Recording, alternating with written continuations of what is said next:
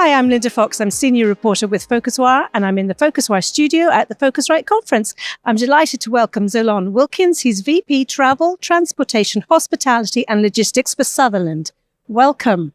Thank you, Linda. Very nice to see you.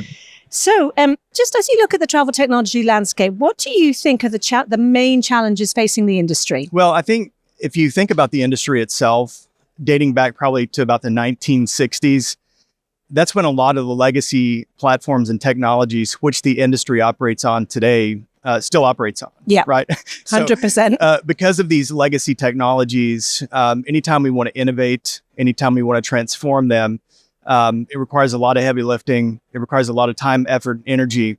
Oftentimes, we don't see the business case and the use case come out of that, right?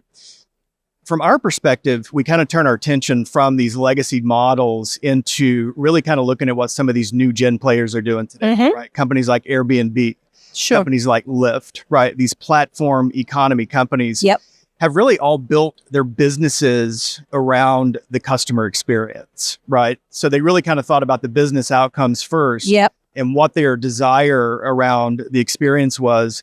And that's how they then created their platforms, their tools, and their technologies, right? What we see in that is what we would define as a design-led digital transformation. And that's how we really kind of view the industry. We think there's legacy challenges, but we also think there's a lot of new gen players that are really driving the customer experience transformation, really much more from a customer experience perspective, but also as they build out their, new gen technologies. Okay. Now, where do you see the role of automation in driving optimization and revenue? Yeah, I mean, that's a good question because from my standpoint, I really see, automation and AI really as an enabler of the business outcomes, which result in a cost reduction or a revenue optimization, right? So, when we kind of take a step back and we look and we think about using the term, I use the term quite frequently, right? Experience-led digital transformation. Often what we do is we really design the experience first, right? We really look at what are the business outcomes we're looking to achieve. And then we begin to adopt the tools and the technologies which we want to leverage to enable, these business outcomes which we've sort of designed. And so, again, from my perspective, I really think about this much more from an outcome-based standpoint. And I leverage these tools as part of my complete transformation to really help the customer drive, some revenue optimization, some cost reduction, et cetera. And that's how we kind of work with our customers. Okay, great. So how should companies be using data and analytics to provide insight on travel behavior? Yeah, so from a data and analytics standpoint, we see data and analytics used very heavily, today within demand forecasting, in travel. We see it in a lot of different aspects in terms of kind of how we sort of work and conduct our business with our travel partners and our customers. I think where we really see it today and kind of what we see as a trend in the market and in the industry today and where we're putting a lot of effort is really around personalization. Sure. Right. And we really believe that, enabling, a personalized experience across the entire customer journey, is really kind of where, the industry's headed. That's how we're leveraging these technologies and tools. And that's how we're really focusing in. I mean, really delivering that enriched omni-channel customer experience where, where I'm really, where me, right? You're really, kind of guiding me through my transaction, right? Guiding me through my journey. I mean, some of these companies that I've seen today, and I think one of them's here is like Hostel World. I'm not sure if you've seen them, but they're actually using, AI analytics and personalization to actually create social communities for travelers, right? If I'm a young traveler and I'm actually going to a destination, based on my persona and my preferences, they're actually designing my experience for me before I even get there and telling me where I may want to hang out or which party I may want to go to or which site I may want to go see or tour, right? And so we're seeing a lot of these developments in travel today, but we really think personalization is a very core focus of the industry and kind of where it's headed. And similarly, data analytics across organizations to drive operational efficiency. Is that, is the same kind of usage coming in there? Absolutely. Yeah, we certainly do that. Now, from our perspective, when we think about how we use analytics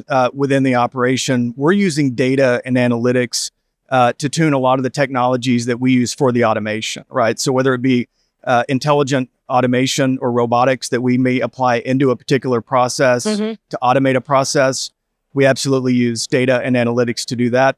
We have a number of natural language processing tools and technologies within our business. Okay. We use analytics to tune those to continuously improve how they interact with customers.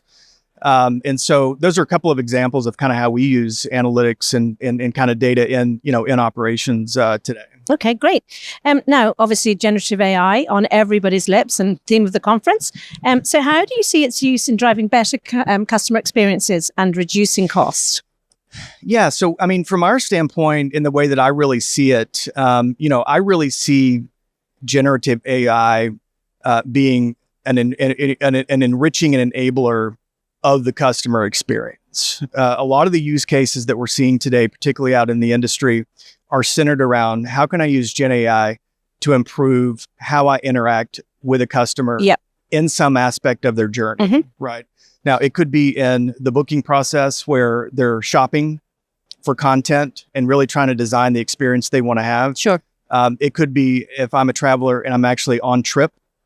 It could be how I communicate and enrich the experience that I give the customer, maybe during a flight disruption or some sort of a travel disruption. Yeah.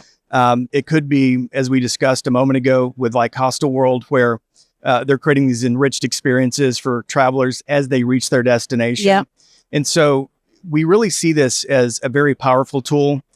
We see it as somewhat early stage in many respects, but we believe that it will absolutely help transform the way that the machine itself interacts with humans, right? And we believe it'll become more intelligent over time. It'll continue to get better, and it'll be an integral part of the overall experience. So then, just as we wrap up, how can we best harness man plus machine to bring innovation and value?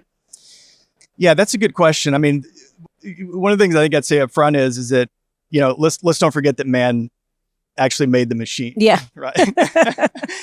But over time, what we're seeing and what we're witnessing today is that the machine is continuously becoming more intelligent, and it becomes much more able to interact at the human level. And I believe that as this occurs, that will then give us the ability to continually improve the ways and the uses of how we leverage technology, particularly in the customer journey and the customer experience process, right?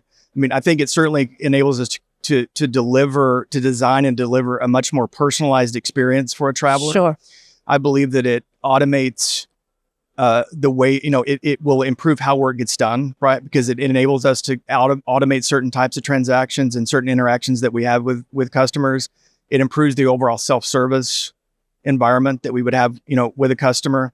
And again, I think it's kind of what I mentioned before. If we really kind of think about this and kind of bring it all together and kind of, it may be a common statement, I think from an industry level perspective, if our focus is really to continue to drive towards enabling that completely enriched omni-channel customer experience, I believe these technologies and the marriage between the symbiotic relationship between man and machine will continue to evolve. And I believe that it will, and I believe we'll continue to see significant progress over the years to come. Great. Zolon, thank you so much for joining us. Yes, thanks so much. Thank you. Bye.